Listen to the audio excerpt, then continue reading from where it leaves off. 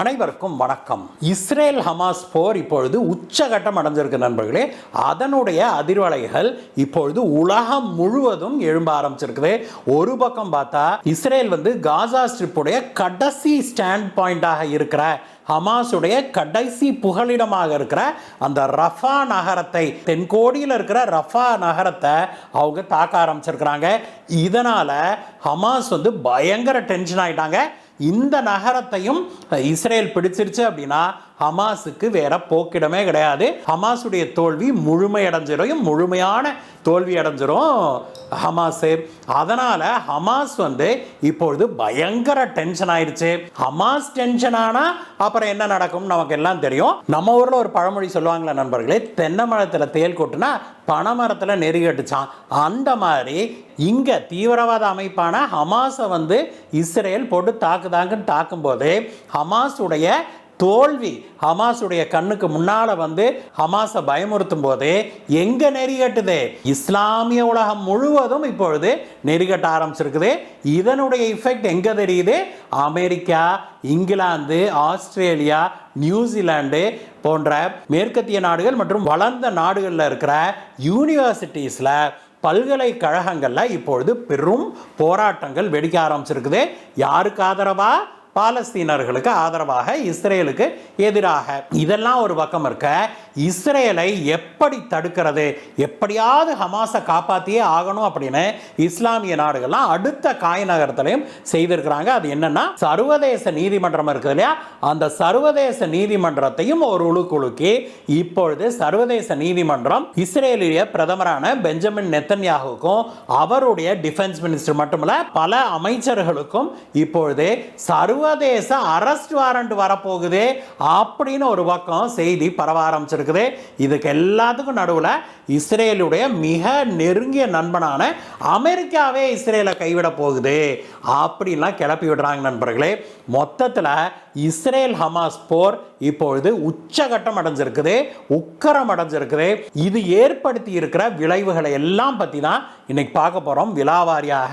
இதுல இந்தியாவுடைய பங்களிப்பு எப்படி இருக்க போகுது, இஸ்ரேலுக்கு நெருங்கிய நண்பனான இந்தியாவும் அதே சமயத்தில் உலகிலேயே ஆக அதிக இரண்டாவது அதிக எண்ணிக்கையில் முஸ்லிம்கள் வாழ்கிற நாடான இந்தியா காலம் காலமாகவே பாலஸ்தீனர்களுக்கு நெருங்கிய நண்பனாகவும் இருந்து வந்திருக்குது. இப்படிப்பட்ட சூழ்நிலையில இந்தியா இது தொடர்பாக என்ன நிலைப்பாடுகளை எடுக்க போகுது, இதை பற்றியெல்லாம் தான் இன்னைக்கு பார்க்க போறோம் நண்பர்களே. வாங்க.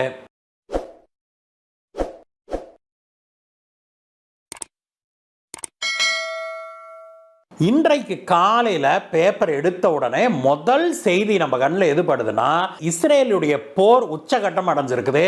இஸ்ரேல் ரஃபா நகரத்தை தாக்க தொடங்கிருச்சு. இதனால ஹமாஸ் சரண்டர் அடையலாமா, சரணடையலாமா அப்படின்னு சிந்திக்க தொடங்கிருச்சு. அப்படிங்கிற செய்தியை நம்ம பார்த்தோன்னே நம்மளால நம்ம கண்களை நம்பவே முடியல. ஆச்சரியத்திலையும் ஆச்சரியம். ஏன்னா ஹமாஸுக்கு எவ்வளவு பெரிய பேக்ரவுண்ட் இருக்குது. இஸ்லாமிய நாடுகள் எல்லாமுமே இந்த ஹமாஸ் தீவிரவாத இயக்கத்தை பெரிய அளவில் சப்போர்ட் பண்ணி வராங்க. அப்படிப்பட்ட ஹமாஸை வீழ்த்தியே ஆவேன் அப்படின்னு கங்கணம் கட்டிக்கிட்டு சபதம் எடுத்துக்கொண்டு இருக்கிற இஸ்ரேல் இப்பொழுது ஹமாஸை துரத்தி அப்படி வடக்கிருந்து துரத்திக்கிட்டே வராங்க. துரத்தி தெற்க தென்கோடியில் இருக்கிற ரஃபா நகரத்தில் இப்பொழுது தஞ்சம் புகுந்திருக்கிறாங்க இந்த ஹமாஸ் தீவிரவாதிகள். அந்த ரஃபா நகரத்தை இஸ்ரேல் இப்பொழுது பெரிய அளவில் தாக்க ஆரம்பிச்சிருக்குது. இதுதான் ஹமாஸ் தீவிரவாதிகள் சரணடைக்கிறதுக்கே காரணமாக கூடும் அப்படின்னு கூட சொல்றாங்க. இதை நாம் சரியாக புரிஞ்சுக்கணும்னா இந்த ரஃபா நகரத்துடைய முக்கியத்துவத்தை நாம் புரிஞ்சுக்கொள்ளணும் நண்பர்களே. ரஃபா நகரம் அப்படிங்கிறது காசா ஸ்ட்ரிப்புடைய தென்கோடியில் இருக்கிற ஒரு நகரம். இந்த காசா ஸ்ட்ரிப்புடைய எல்லையில், அதாவது இந்த பக்கம் காசா ஸ்ட்ரிப், அந்த பக்கம் ஈஜிப்ட் இருக்குது. இந்த இரண்டு நாடுகளுக்கும் இடையே இருக்கிற பார்டர் கிராசிங்கே இந்த ரஃபா நாட்டில் தான் இருக்குது. இதுவரைக்கும் இந்த முறை இஸ்ரேல் ஹமாஸ் போர் துவங்குச்சு இல்லையா, அது துவங்கிய பிறகு தரை வழியாக காசா ஸ்ட்ரிப்புக்குள்ள உணவு மற்றும் மருத்துவ பொருட்களை கொண்டு செல்கிற ஒரே வழியாக இந்த ரஃபா நகரத்தில் அமைஞ்சிருக்கிற ஈஜிப்ட் ரஃபா பார்டர் கிராசிங் தான் இருக்குது. அப்படிப்பட்ட நகரத்தில் இப்பொழுது எங்க திரும்பினாலும் ஒரே குண்டு வெடிப்பு தான், பாம்பை போட்டு பயங்கரமா தாக்குது இஸ்ரேலு. இதுல என்னன்னா மேல இருந்து அடிச்சுக்கிட்டே வந்தாங்கல்ல, வடக்க காசா ஸ்ட்ரிப்போடைய வடக்கு பாட்டுல இருந்து இஸ்ரேல் வந்து கொஞ்சம் கொஞ்சமா கிளியர் பண்ணிக்கிட்டே வரான் இந்த ஹமாஸ் தீவிரவாதிகளை. அப்படியே அவங்க கீழே வந்து தென்கோடியில் இருக்கிற இந்த ரஃபாக்கு வந்து சேர்ந்துட்டாங்க. பூரா ஹமாஸ் தீவிரவாதிகளும் இப்பொழுது இந்த ரஃபா நகரத்துக்குள்ள வண்டிக்கிட்டு இருக்கிறதாக சொல்லப்படுது. இதுதான் வந்து இவங்களுடைய எண்டு பாயிண்ட்டு. யாருக்கு? ஹமாஸுக்கு எண்டு பாயிண்ட் அப்படின்னு சொல்லப்படுது. இந்த ரஃபா நகரத்தை கிளியர் பண்ணிட்டாங்கன்னா ஹமாஸை பெருமளவில் காசா ஸ்ட்ரிப்ல இருந்து இஸ்ரேல் கிளியர் பண்ணிருச்சு அப்படின்னே சொல்லணும்.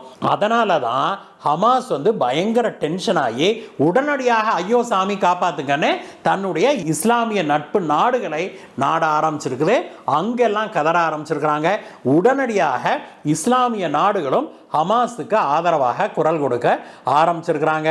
ஹமாஸ் செய்த கொடூரமான தீவிரவாத நடவடிக்கைகளை பற்றி எல்லாம் இதுவரைக்கும் எந்த ஒரு இஸ்லாமிய நாடுமே பேசவில்லை, கண்டனம் தெரிவிக்க கூட இல்லை. ஐநா சபையிலையும் இத்தனை தீர்மானங்கள் இஸ்ரேலுக்கு எதிராக பண்ணாங்களே ஒழிய ஹமாஸ் தானே இத்தனை பிரச்சனையும் தொடங்கினதுக்கு காரணம். அந்த ஹமாஸ் நடத்திய அந்த கொடூர தீவிரவாத தாக்குதலை பற்றி இதுவரைக்கும் ஒரு கண்டனம் கூட எழுப்பவில்லை ஐநா சபையில். அப்படின்னா அந்த ஐநா சபை என்ன ஒரு பவர்ஃபுல்லான சபை அப்படிங்கிறத நம்ம புரிஞ்சுக்க முடியும். இந்த மாதிரியான ஒரு சூழ்நிலையில தான் இன்னொரு விஷயமும் நடந்திருக்கு நண்பர்களே. அது என்னன்னா 2014ஆம் ஆண்டு இஸ்ரேலுடைய இப்பொழுது பிரதமராக இருக்கிறார் இல்லையா பெஞ்சமின் நெத்தன்யாஹூ, அப்பையும் அவர் பிரதமராக தான் இருந்தார்.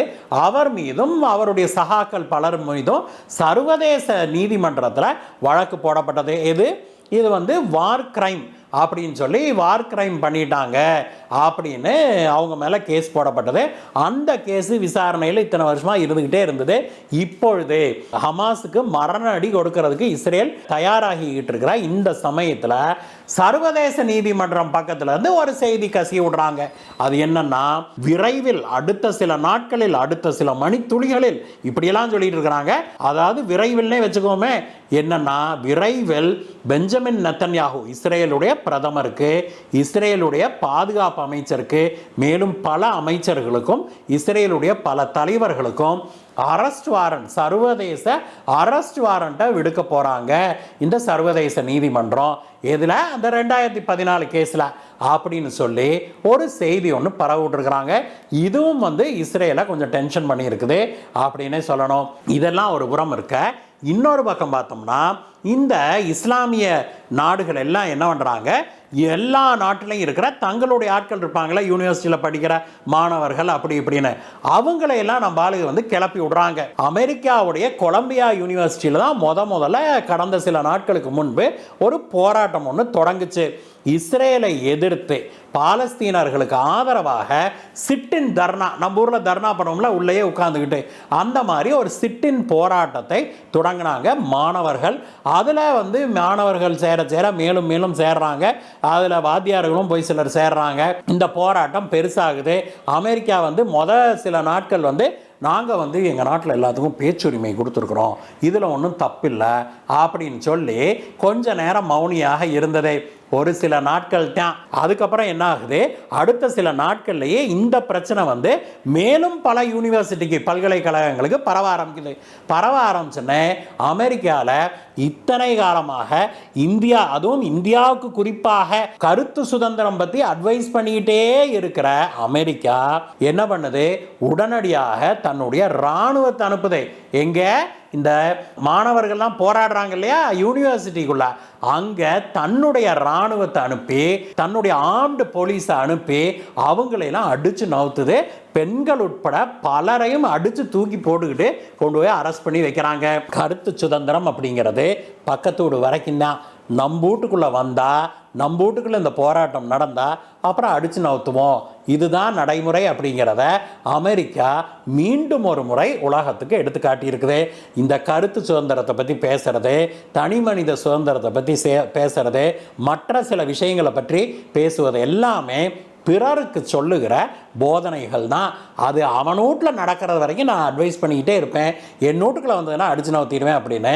அமெரிக்காவும் சரி, இதற்கு முன்னாடி கனடாவும் இதே தான் பண்ணுச்சு. இத்தனை வேக்கானம் பேசின கனடா ஜஸ்டின் ட்ரூடோ அவங்க நாட்டில், அதுவும் நம்ம ஊரில் சிஏஏ போராட்டமாகட்டும், நம்ம ஊரில் விவசாயிகள் போராட்டமாகட்டும், எல்லாத்துக்கும் நம்மளால கனடாவில் உட்காந்துக்கிட்டு குரல் கொடுப்பாரு. ஆனால் அவங்க ஊரில் ஒரு ட்ரக்கர் ஸ்ட்ரைக் வந்தது பாருங்க, உடனே நம்மளால மிலிட்ரி விட்டு அடிச்சு நவுத்துது.